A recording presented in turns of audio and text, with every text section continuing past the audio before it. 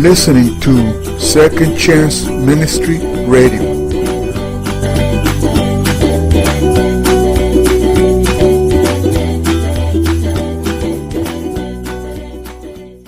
Chapter 20. The Queen of Beauty and Courage. This is what happened during the time of Xerxes, the Xerxes who ruled over 127 provinces stretching from India to Kush. At that time, King Xerxes reigned from his royal throne in the citadel of Susa, and in the 3rd year of his reign he gave a banquet for all his nobles and officials. The military leaders of Persia and Media, the princes and the nobles of the provinces were present. For a full 180 days he displayed the vast wealth of his kingdom and the splendor and glory of his majesty.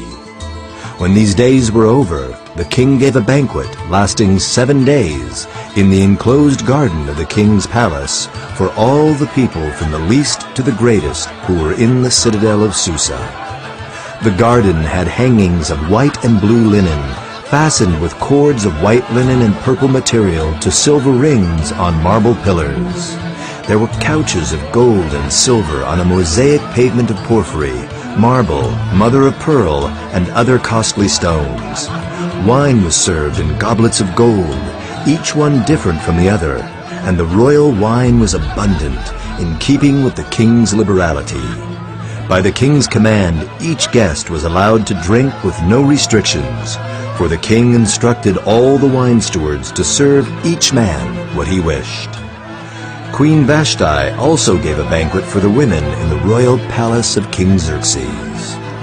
On the 7th day, when King Xerxes was in high spirits from wine, he commanded the 7 eunuchs who served him, Mehuman, Biztha, Harbona, Bigtha, Abagtha, Zethar, and Carcass, to bring before him Queen Vashti wearing her royal crown, in order to display her beauty to the people and nobles, for she was lovely to look at. But when the attendants delivered the king's command, Queen Vashti refused to come.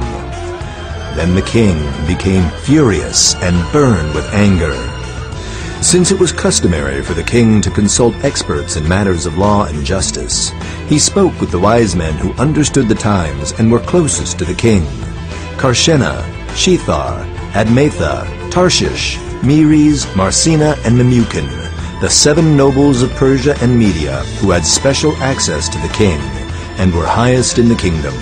According to law, what must be done to Queen Vashti? He asked. She has not obeyed the command of King Xerxes that the eunuchs have taken to her. Then Memucan replied in the presence of the king and the nobles, Queen Vashti has done wrong, not only against the king, but also against all the nobles and the peoples of all the provinces of King Xerxes. For the queen's conduct will become known to all the women, and so they will despise their husbands and say, King Xerxes commanded Queen Vashti to be brought before him, but she would not come. This very day the Persian and Median women of the nobility who have heard about the queen's conduct will respond to all the king's nobles in the same way. There will be no end of disrespect and discord. Therefore, if it pleases the king, let him issue a royal decree, and let it be written in the laws of Persia and Media, which cannot be repealed, that Vashti is never again to enter the presence of King Xerxes. Also, let the king give her royal position to someone else who is better than she. Then, when the king's edict is proclaimed throughout all his vast realm, all the women will respect their husbands, from the least to the greatest. The king and his nobles were pleased with this advice, so the king did as Memucan proposed.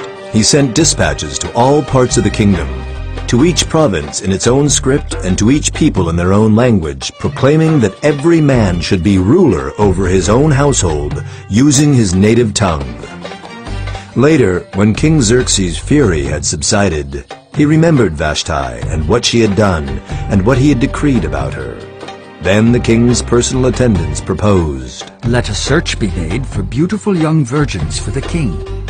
Let the king appoint commissioners in every province of his realm to bring all these beautiful young women into the harem at the citadel of Susa. Let them be placed under the care of Hegai, the king's eunuch, who is in charge of the women. And let beauty treatments be given to them. Then let the young woman who pleases the king be queen instead of Vashti. This advice appealed to the king, and he followed it. Vashti paid the price for her stand against the king. Although she was the rightful queen, she was deposed at the whim of her husband. Such was the precarious state of women and men in the royal court. Women outside the court were also subject to the king's plans. His decree that girls from the kingdom be brought into his harem was irrefutable. The girls and their families had no say in the matter. If the king summoned, the family had no choice but to surrender their daughter to the king.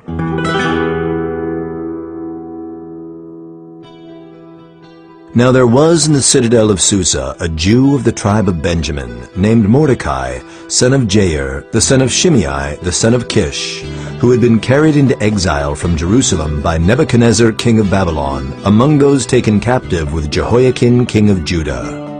Mordecai had a cousin named Hadassah, whom he had brought up because she had neither father nor mother. This young woman, who was also known as Esther, had a lovely figure and was beautiful. Mordecai had taken her as his own daughter when her father and mother died. When the king's order and edict had been proclaimed, many young women were brought to the citadel of Susa and put under the care of Hegai. Esther also was taken to the king's palace and entrusted to Hegai, who had charge of the harem. She pleased him and won his favor. Immediately he provided her with her beauty treatments and special food. He assigned to her 7 female attendants selected from the king's palace and moved her and her attendants into the best place in the harem. Esther had not revealed her nationality and family background because Mordecai had forbidden her to do so.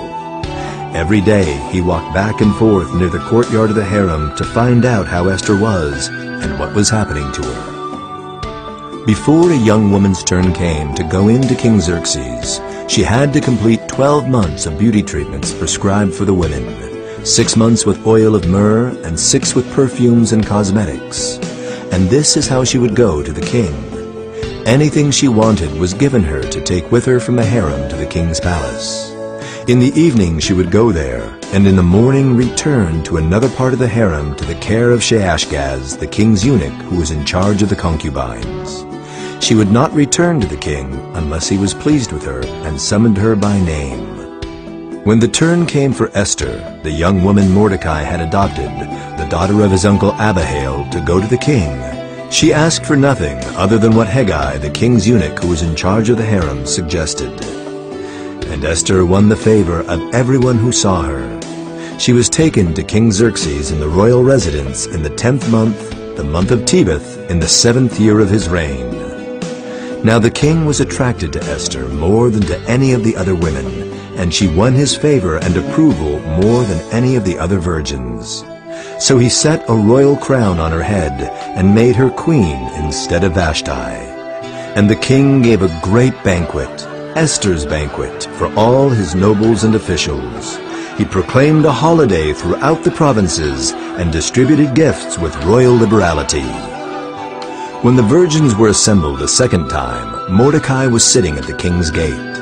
But Esther had kept secret her family background and nationality, just as Mordecai had told her to do, for she continued to follow Mordecai's instructions as she had done when he was bringing her up. During the time Mordecai was sitting at the king's gate, Bigthana and Teresh, 2 of the king's officers who guarded the doorway, became angry and conspired to assassinate King Xerxes. But Mordecai found out about the plot and told Queen Esther, who in turn reported it to the king, giving credit to Mordecai. And when the report was investigated and found to be true, the 2 officials were impaled on poles. All this was recorded in the book of the annals in the presence of the king.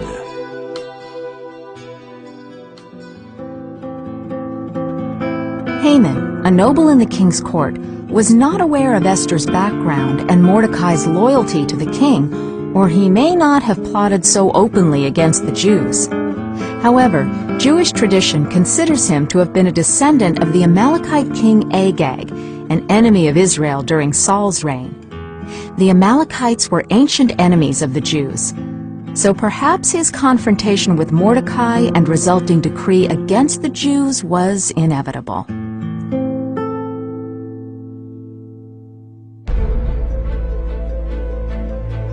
After these events, King Xerxes honored Haman, son of Hammedatha the Agagite, elevating him and giving him a seat of honor higher than that of all the other nobles. All the royal officials at the king's gate knelt down and paid honor to Haman, for the king had commanded this concerning him. But Mordecai would not kneel down or pay him honor. Then the royal officials at the king's gate asked Mordecai, "Why do you disobey the king's command?" Day after day they spoke to him, but he refused to comply. Therefore they told Haman about it to see whether Mordecai's behavior would be tolerated, for he had told them he was a Jew. When Haman saw that Mordecai would not kneel down or pay him honor, he was enraged. Yet having learned who Mordecai's people were, he scorned the idea of killing only Mordecai. Instead, Haman looked for a way to destroy all Mordecai's people, the Jews, throughout the whole kingdom of Xerxes. In the 12th year of King Xerxes, in the first month, the month of Nisan, the pure, that is, the lot, was cast in the presence of Haman to select a day and month. And the lot fell on the 12th month, the month of Adar. Then Haman said to King Xerxes, There is a certain people dispersed among the peoples in all the provinces of your kingdom who keep themselves separate. Their customs are different from those of all other people, and they do not obey the king's laws. It is not in the king's best interest to tolerate them. If it pleases the king, let a decree be issued to destroy them. And I will give 10,000 talents of silver to the king's administrators for the royal treasury. So the king took his signet ring from his finger and gave it to Haman son of Hammedatha the Agagite, the enemy of the Jews. Keep the money, The king said to Haman, and do with the people as you please.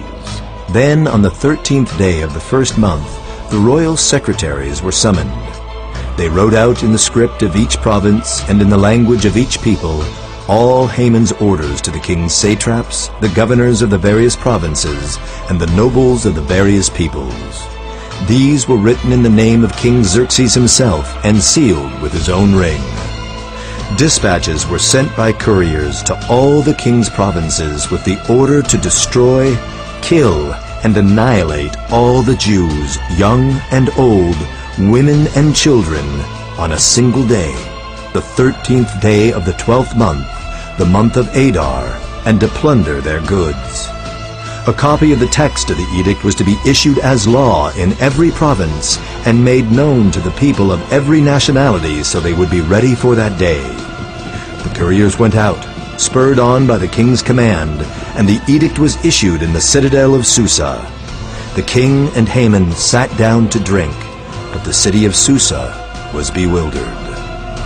When Mordecai learned of all that had been done, he tore his clothes, put on sackcloth and ashes, and went out into the city, wailing loudly and bitterly. But he went only as far as the king's gate, because no one clothed in sackcloth was allowed to enter it. In every province to which the edict and order of the king came, there was great mourning among the Jews, with fasting, weeping, and wailing. Many lay in sackcloth and ashes. When Esther's eunuchs and female attendants came and told her about Mordecai, she was in great distress. She sent clothes for him to put on instead of his sackcloth, but he would not accept them. Then Esther summoned Hathach, one of the king's eunuchs assigned to attend her, and ordered him to find out what was troubling Mordecai and why. So Hathach went out to Mordecai in the open square of the city in front of the king's gate. Mordecai told him everything that had happened to him, including the exact amount of money Haman had promised to pay into the royal treasury for the destruction of the Jews. He also gave him a copy of the text of the edict for their annihilation, which had been published in Susa, to show to Esther and explain it to her. And he told him to instruct her to go into the king's presence to beg for mercy and plead with him for her people. Hathach went back and reported to Esther what Mordecai had said. Then she instructed him to say to Mordecai, "All the king's officials and the people of the royal provinces know that for any man or woman who approaches the king in the inner court without being summoned, the king has but one law, that they be put to death, unless the king extends the gold scepter to them and spares their lives. But 30 days have passed since I was called to go to the king." When Esther's words were reported to Mordecai, he sent back this answer. Do not think that because you are in the king's house, you alone of all the Jews will escape. For if you remain silent at this time, relief and deliverance for the Jews will arise from another place. But you and your father's family will perish. And who knows but that you have come to your royal position for such a time as this? Then Esther sent this reply to Mordecai. "Go, gather together all the Jews who are in Susa and fast for me. Do not eat or drink for 3 days, night or day. I and my attendants will fast as you do. When this is done, I will go to the king, even though it is against the law. And if I perish, I perish." So Mordecai went away and carried out all of Esther's instructions. Queen Vashti had earlier risked her life by refusing to appear before the king when summoned. As a result, she lost her standing as queen. Now Esther risks her life by appearing before the same king uninvited. On the third day, Esther put on her royal robes and stood in the inner court of the palace, in front of the king's hall. The king was sitting on his royal throne in the hall, facing the entrance. When he saw Queen Esther standing in the court, he was pleased with her, and held out to her the gold scepter that was in his hand. So Esther approached and touched the tip of the scepter. Then the king asked, What is it, Queen Esther? What is your request? Even up to half the kingdom, it will be given you. "If it pleases the king," replied Esther, "let the king together with Haman come today to a banquet I have prepared for him." Bring Haman at once, the king said. so that we may do what Esther asks. So the king and Haman went to the banquet Esther had prepared. As they were drinking wine, the king again asked Esther, Now, what is your petition? It will be given you. And what is your request? Even up to half the kingdom it will be granted. Esther replied, "My petition and my request is this.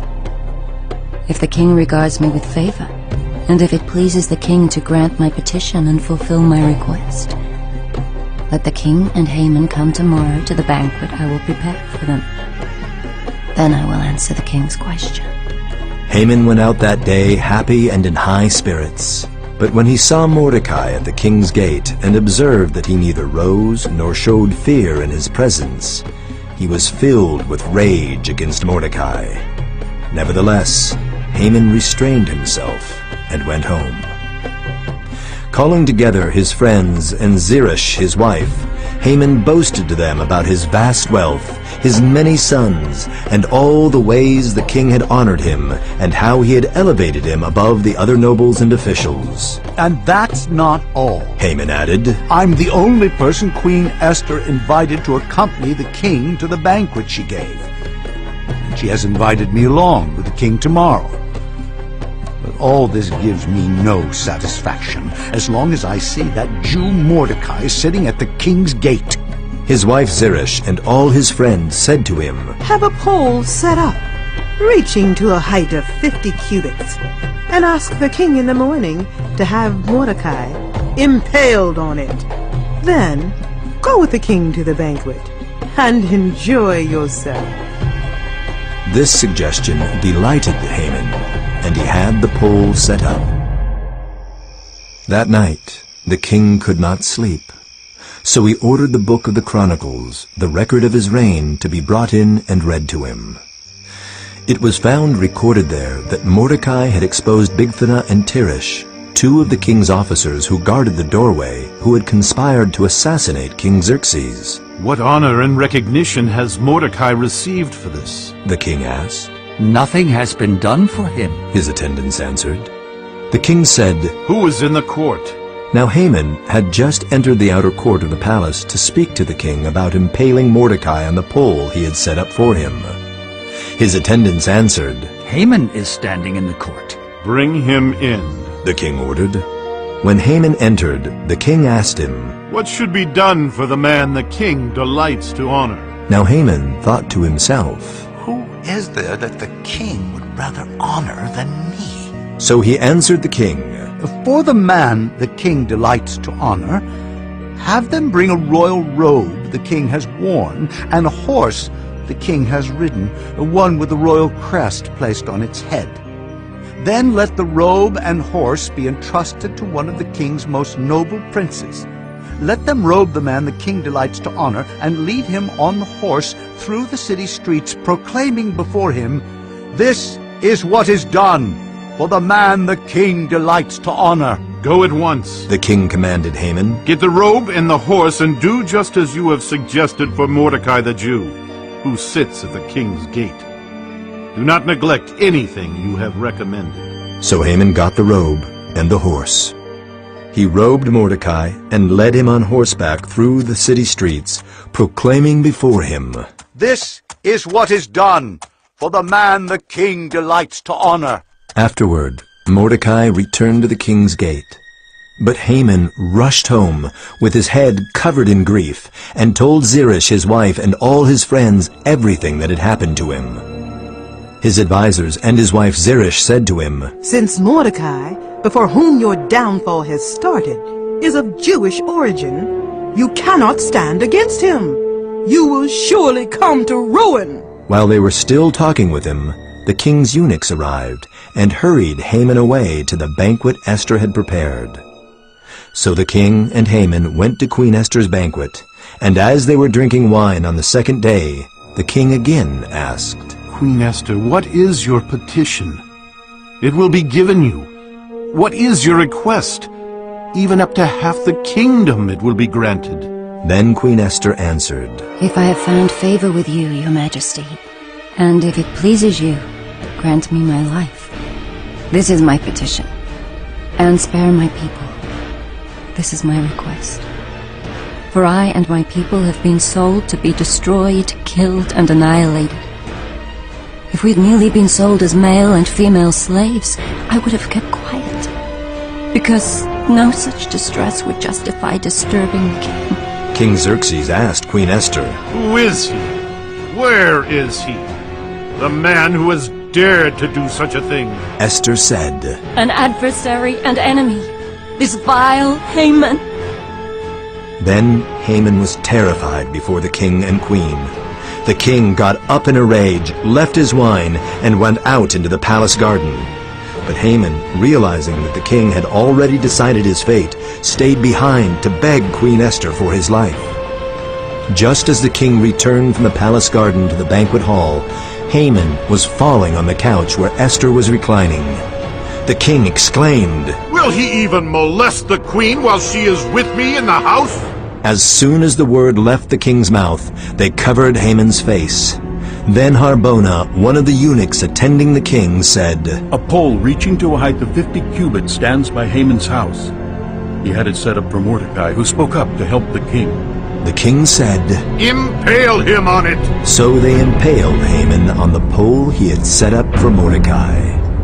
Then the king's fury subsided. That same day, King Xerxes gave Queen Esther the estate of Haman, the enemy of the Jews. And Mordecai came into the presence of the king, for Esther had told how he was related to her. The king took off his signet ring, which he had reclaimed from Haman, and presented it to Mordecai. And Esther appointed him over Haman's estate. Esther and Mordecai are secure, but the irrevocable decree is still a threat to the rest of the Jews. Haman's overthrow and Mordecai's elevation could not give Esther comfort, so long as Haman's decree against the Jews remained in force. Esther again pleaded with the king, falling at his feet and weeping. She begged him to put an end to the evil plan of Haman the Agagite, which he had devised against the Jews. Then the king extended the gold scepter to Esther, and she arose and stood before him. If it pleases the king, She said, and if he regards me with favor and thinks it the right thing to do, and if he is pleased with me, let an order be written overruling the dispatches that Haman, son of Hammedatha the Agagite, devised and wrote to destroy the Jews in all the king's provinces. But how can I bear to see disaster fall on my people? How can I bear to see the destruction of my family? King Xerxes replied to Queen Esther and to Mordecai the Jew, Because Haman attacked the Jews, I have given his estate to Esther, and they have impaled him on the pole he set up.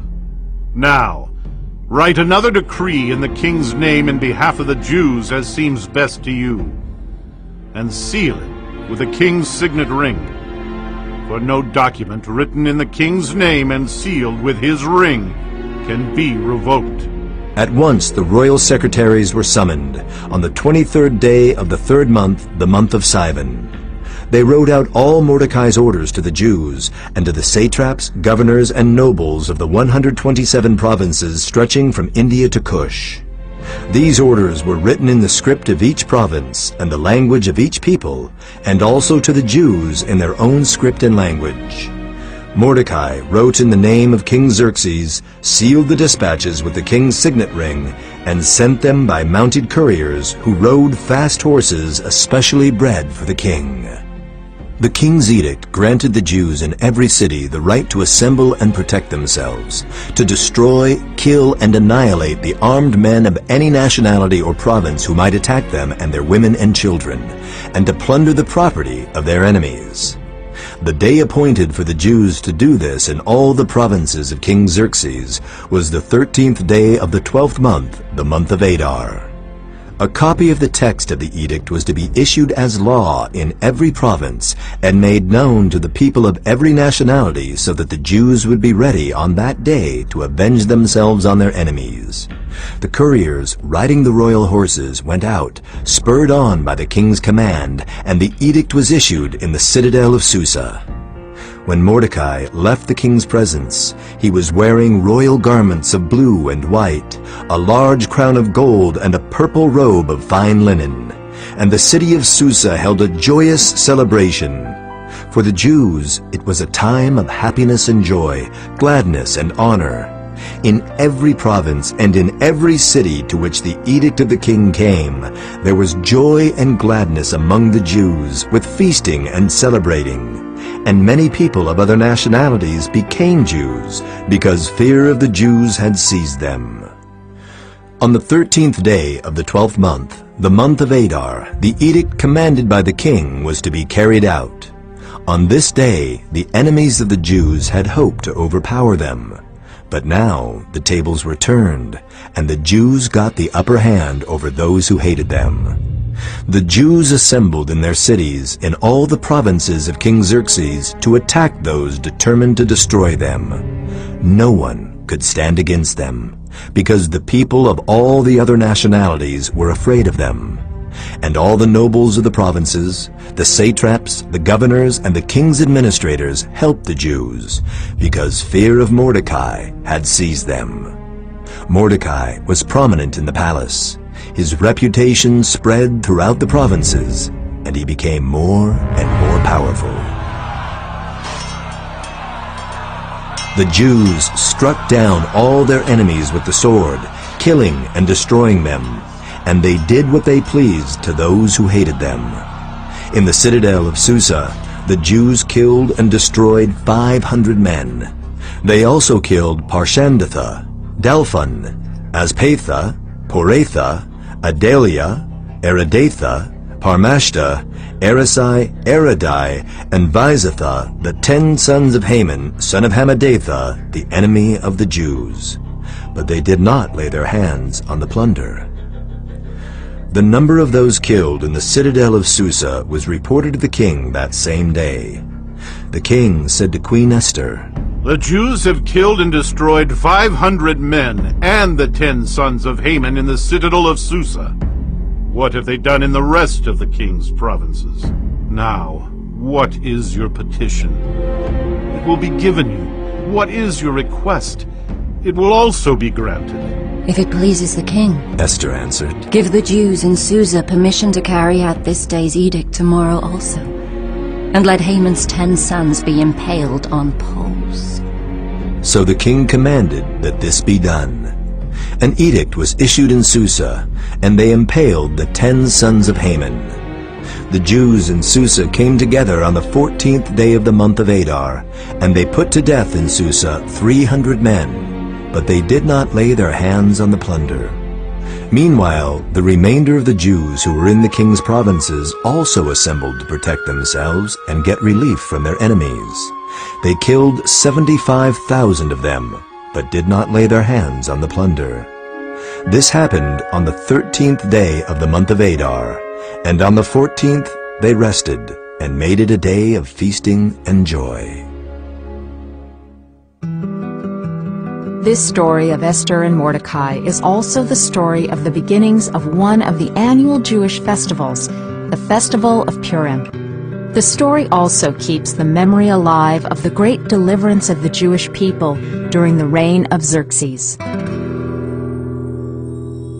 Mordecai recorded these events, and he sent letters to all the Jews throughout the provinces of King Xerxes, near and far, to have them celebrate annually the 14th and 15th days of the month of Adar as the time when the Jews got relief from their enemies, and as the month when their sorrow was turned into joy, and their mourning into a day of celebration. He wrote them to observe the days as days of feasting and joy, and giving presents of food to one another and gifts to the poor. So the Jews agreed to continue the celebration they had begun, doing what Mordecai had written to them. For Haman, son of Hammedatha, the Agagite, the enemy of all the Jews, had plotted against the Jews to destroy them, and had cast the pure, that is the lot, for their ruin and destruction. But when the plot came to the king's attention, he issued written orders that the evil scheme Haman had devised against the Jews should come back onto his own head, and that he and his sons should be impaled on poles. Therefore, these days were called Purim, from the word pure. Because of everything written in this letter, and because of what they had seen and what had happened to them, the Jews took it on themselves to establish the custom that they and their descendants and all who join them should without fail observe these 2 days every year in the way prescribed and at the time appointed. These days should be remembered and observed in every generation by every family, and in every province and in every city. And these days of Purim should never fail to be celebrated by the Jews, nor should the memory of these days die out among their descendants.